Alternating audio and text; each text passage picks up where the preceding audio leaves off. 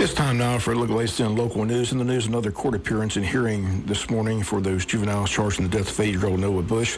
Hearing at 9 a.m. this morning with a new juvenile judge. Her name is Molly McIlvain. She comes from Camden County.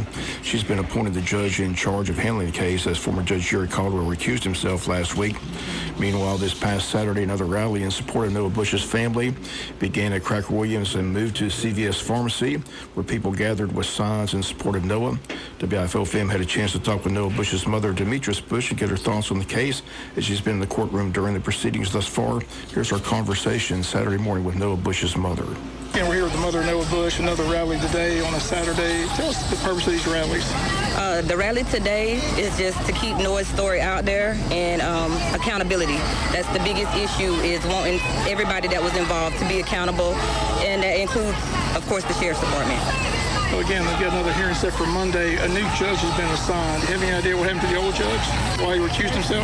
To my knowledge, the defense attorney for one of the juveniles requested that he recuse himself. And you've been in the courtroom for all these proceedings, is that correct? That's correct. So what's your thoughts on how the process is going so far? Because the media has not been allowed in, so I just want to get your thoughts as a mother of the victim, your thoughts on how the process is going. So far at this time, I really can't say. I have doubts, of course. Has the defense attorneys gave any idea what they think took place, or have they thrown up any kind of defense? No, not at this time. So what do you think can happen on Monday? At this time, anything can happen. And you're the mother of the victim, so I got to ask you, they've got 2 kids charged with homicide. They face several charges. What do you think is justice for those 2 juveniles? Justice for your son. What I think is justice, of course, will not be reality. My son lost his entire life. All his dreams, his goals, ambitions are out the window. Justice for me would, of course, be some time away. To be incarcerated for several years, but of course we know that won't happen because of their ages. And I know you and the attorneys are still pushing for the parents of these 2 kids to be arrested and charged. So far that hasn't taken place. Your thoughts on that? It's very discouraging because me personally, if my child comes home wet and I ask my child, hey, where did your other friend go? And I see that my child is soaking wet, my first question would be, why are you wet? You know what I'm saying? So it's hard to believe that a child didn't go home and tell their mother where they had come from, what had happened.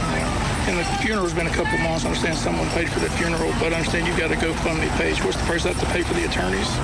The proceeds are just to assist with the family's needs. I did miss work due to family medical leave with my medical conditions. Also to aid in the justice for Noah. And again, this hearing set for Monday, so I'm sure you'll be back in the courtroom again? Yes, sir, I'll be there. You think the proceeding, they said the juvenile court process moves quicker than the criminal adult process. Do you think something will happen Monday? Do you think you'll see them sentenced, or what's your thoughts on what's going to take place on Monday? I do believe so. At this point in time, it's only 1 juvenile that'll be going into court that day. Okay, well, we appreciate you talking with us, and again, thank you. All right, thank you. And once again, those comments of Noah Bush's mother, Demetrius Bush, at the rally held this past Saturday. Again, it began at Cracker Williams and moved to CVS Pharmacy. Once again, that hearing scheduled for this morning at 9 a.m. Media, again, of course, banned from the courtroom due to it being a juvenile case. But again, if anything happens in that hearing, we'll have it for you here tomorrow morning. 2 juveniles have been charged in connection with Noah Bush's death and face criminal charges. 10-year-old faces charges of concealing the death of another and criminal trespassing. The 11-year-old has been charged with simple battery, involuntary manslaughter, concealing the death of another, and criminal trespassing. Once again, the hearing is set for this morning at 9 a.m. And again, WIFO-FM will have a full report for you tomorrow here on the local news. Again, the juveniles remain in a detention center in Claxton, Georgia. We'll be back with more news after this word from our sponsor, other commercial messages, so please stay tuned. Wayne County High School is going to hold a freshman orientation on Monday, August 5th from 12 noon to 3 p.m. in the high school auditorium. They state this is for all incoming freshmen and for students only.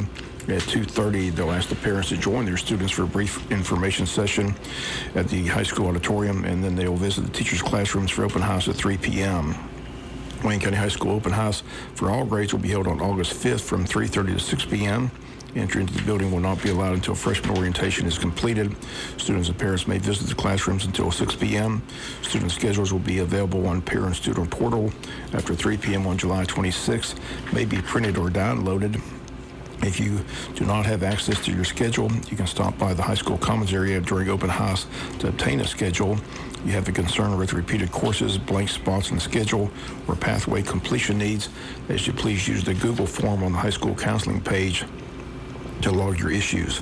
All problems must be submitted by 3 p.m. on August the 5th.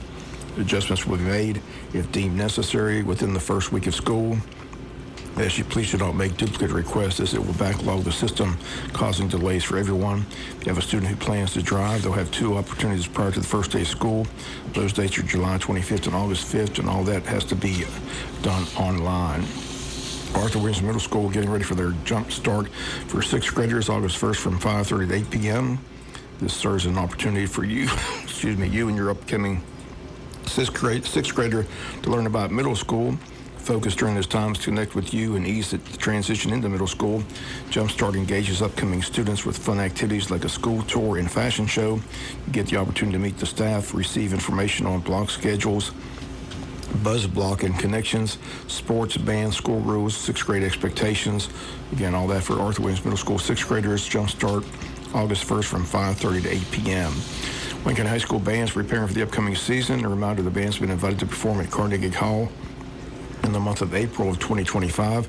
Fundraising efforts are underway to help pay for the trip. If you'd like to help out and donate, you can make a check payable to the Wayne County High School Boosters Club. Mail that check to the High School Boosters Club, P.O. Box 206, Jessup, GA 31508. If you need additional information, you can contact the high school band director, Andy Hersey, at andyhersey@wayne.k12.ga.us. Again, the trip to New York is in April. Over 100 kids will be making the trip to perform at Carnegie Hall. And the Wayne County Board of Tourism, Jessup Downtown Development Authority, Wayne County EMA will be hosting Touch a Truck, an event held Saturday, August 10th from 9 to 1 in downtown Jessup. The event will feature heavy equipment, emergency vehicles, tow trucks, bucket trucks, along with food and information booths where kids can see them up close. The event will be centered around West Walnut Street between North Macon and Northeast Broad Streets. Streets will be closed to vehicles. First hour of the event will be a quiet hour for sensory-sensitive children. During this time, no sirens will be used. Visitors are encouraged to shop local businesses in the downtown area for back-to-school supplies. For vendor and booth information, contact the Wayne County Board of Tourism office at 912-427-3233. For vehicle participation, contact Donnie Ray at 912-424-0376. Again, the Wayne County Board of Tourism's and District Downtown Development Authority's Touch a Truck event set for Saturday, August 10th from 9 to 1 in downtown Jessup. We'll be back with some final news notes after this word from our sponsor and other commercial messages, so please stay tuned. Final notes in the news. Big news over the weekend is that President Joe Biden is no longer running for re-election for president, has endorsed Vice President Kamala Harris. Polls in Georgia show that former President Donald Trump holds a lead over Harris in an AJC poll released Sunday. Poll shows Trump at 51%, Harris is 46% in a head-to-head matchup. 1% of the voters surveyed said they'd like a different candidate, while additional 2% say they were undecided. Democratic convention takes place in the city of Chicago in 3 weeks and is still unclear on how the process will work. Some calling for an open convention, others throwing all their support behind Vice President Kamala Harris. Now the big question is who she'll select as her running mate. Many Republicans calling for Biden to step down as president, saying if he's incapable of running for re-election, he's unfit to serve the remainder of his term. All this playing out on the national stage began Joe Biden on Sunday announces that he will not be the Democratic candidate for president come November. Georgia Governor Brian Kemp announced this past week a new $1.5 billion transportation infrastructure investment for the state of Georgia.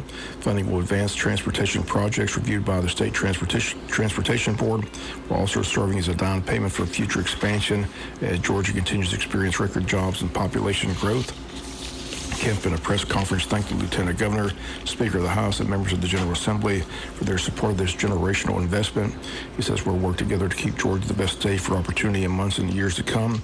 The investment will more than double the state's funding for cities and counties for local transportation projects, provide an increase in funding for general aviation airports, resurface more state highways, accelerate the completion of key transportation projects already underway, and kickstart new strategic projects to prepare for Georgia's future. And this investment was first announced during the 2024 legislative session. That's going to do it for latest in local news. Sports comes your way in a few minutes. Bob Morgan, say have a great day.